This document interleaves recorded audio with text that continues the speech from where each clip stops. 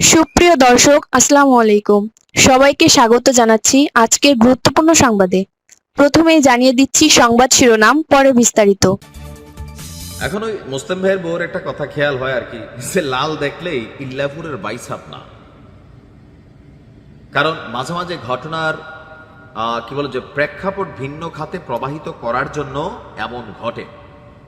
অনেক পাখি মাছ খায়, মাছরাঙার দোষ। এই মুহূর্তে মাছরাঙার ভূমিকা আছে আওয়ামী লীগ, যুবলীগ, ছাত্রলীগ। তবে আসলে ঘটনার পিছনে কারা, সেটাও একটা ইন্টেনশন। কারণ নানান প্রেক্ষাপট এখানে ঘটতে পারে। আবার খোদ মাছরাঙা পাখি আওয়ামী লীগ, যুবলীগ, ছাত্রলীগও এই ঘটনা ঘটাইতে পারে।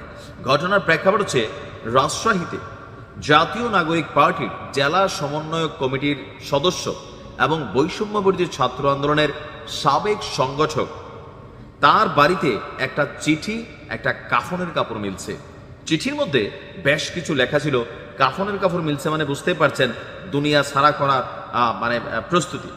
তো চিঠির প্রথম লেখা হচ্ছে, প্রস্তুত হ রাজাকার। তুমি কে আমি কে, রাজাকার রাজাকার। তো সেখান থেকে প্রস্তুত হ রাজাকার। তারপর লিখছে যে আপনার বাপ মায়ের দোয়া নে। ভালো পরামর্শ দিছে যে দুনিয়া ছেড়ে চলে যাবা, বাবা মার দোয়া টোয়া নিয়ে নাও, তোদের দিন শেষ। এখন এই পরিবারে কয়জন আছে, নাকি ফুল ফ্যামিলির টার্গেট করছে, সেটাও একটা প্রশ্নবোধক চিহ্ন। জয় বাংলা, জয় বঙ্গবন্ধু, এতটুকু লেখা দেখলে বুঝতে বাকি নাই নিশ্চয়ই এটা আওয়ামী লীগ, যুবলীগ, ছাত্রলীগের কাজ। আবার হইতেও পারে, নাও হইতে পারে। হুমকিপ্রাপ্ত এনসিপির নেতা খালিদ হাসান মিলু মোহনপুরের ধুরুল গ্রামের বাসিন্দা। তার অভিযোগ, শনিবার দিবাগত রাতে দুর্বৃত্তরা তার বাড়িতে পেট্রোল ঢেলে আগুন লাগানোর চেষ্টা করে। পরে বাড়ির সামনে কাফনের কাপড় এবং চিরকুট ফেলে তারা সেখান থেকে চলে যায়। রাত 11:30টার দিকে তিনি বাসায় ফিরেন। কিছুক্ষণ পর জানালার পাশে অপরিচিত কণ্ঠে শোনা যায়, বাইরে বের হইয়া দেখ। হঠাৎ করে জানালা দিয়ে এরকম একটা আওয়াজ, আমরা হলে ভূতের ডরে মরে জানালা বন্ধ করে দিতাম, বাট সাহসী ছেলে সে সত্যি সত্যি দরজা খুলছে, বারান্দায় গেছে। বারান্দায় গিয়ে তিনি দেখেন টিনের সঙ্গে থাকা কাঠের আড়ায় আগুন জ্বলছে এবং চারপাশে পেট্রোলের গন্ধ। তিনি বাইরে না গিয়ে প্রথমে প্রতিবেশীদের ডাকেন। ধুরুইল বাজারের নৈশ প্রহরীও আসেন। পরে বাইরে এসে একটা পলিথিন দেখতে পান। পুলিশ ঘটনাস্থলে যাওয়ার পর সেই পলিথিনটি খোলা হয়। ভেতরে সাদা কাপড়, মানে কাফনের কাপড় এবং একটা চিঠি। বৃষ্টির কারণে বাড়ির চারপাশ ভেজা থাকায় আগুন ছড়িয়ে পড়েনি। যে অংশে আগুন লেগেছিল তা নিভিয়ে ফেলা হয়, এমন হুমকি পেয়ে তিনি উদ্বিগ্ন এবং আতঙ্কিত। চিরকুটে জয় বাংলা লেখা থাকায় কারা এই ঘটনায় জড়িত তা অনুমান করা কঠিন নয়। ওই যে বললাম না, এখানে এখন বাংলাদেশে অনেক কিছুই ঘটছে। ঘটনার সত্যতা থাকতে পারে, আবার নতুন কোনো ষড়যন্ত্র রচিত হইতে পারে।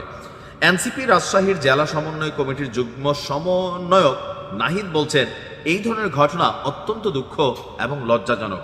আওয়ামী সন্ত্রাসীরা এখনো আমাদের এভাবে হুমকি দিয়ে যাচ্ছে, যা প্রশাসনের ব্যর্থতার প্রমাণ। প্রশাসন যদি কার্যকর পদক্ষেপ নিত, সন্ত্রাসীরা এমন সাহস দেখাতে পারতেন না। আমরা এ বিষয়ে থানায় জিডি করব। এখন এটা কিন্তু খুবই ডিয়ারিং একটা ঘটনা, যে পুরো বাড়িতে আগুন লাগাই দেওয়ার যে প্রচেষ্টা, চিঠি, কাফনের কাপড়। এখন এই ঘটনাগুলো চোখ বন্ধ করে সবাই আওয়ামী লীগ, যুবলীগ, ছাত্রলীগ এই ঘটনাগুলোতে জড়িত, সেটাই আসলে মনে করা স্বাভাবিক। বাট বাংলাদেশে যে বললাম না, যে ঘটনার পেছনে মাঝে মাঝে নানান ঘটনা তৈরি হয়ে যায়। সো প্রশাসনের উচিত সুষ্ঠু একটা তদন্ত করা। পাশাপাশি এই সমন্বয়কে অতীতে কেউ কোনো হুমকি ধামকি দিছে কিনা, অথবা স্পেসিফিক তার বিরুদ্ধে বা তার কারো বিরুদ্ধে কোনো অভিযোগ আছে কিনা, সেইটা যাচাই বাছাই করে যে কোনো পদক্ষেপ নেওয়া উচিত। কারণ অনেক সময় ওই যে বললাম যে সব পাখি মাছ খায়, মাছরাঙার দোষ হয়। এই মুহূর্তে বাংলাদেশের যে কোনো একজন সমন্বয়কের সাথে এমন কোনো ঘটনা ঘটা মানে পরদিনই সারা বাংলাদেশে আওয়ামী লীগের বিরুদ্ধে আরও একটা রায়ট ঘটে যাবে। এতটুকু বুঝ নিশ্চয় আওয়ামী লীগের থাকা উচিত। ঘটনা যদি জড়িত থাকেন, ভালো হইয়া যান, কপালে অনেক শনি আসবে।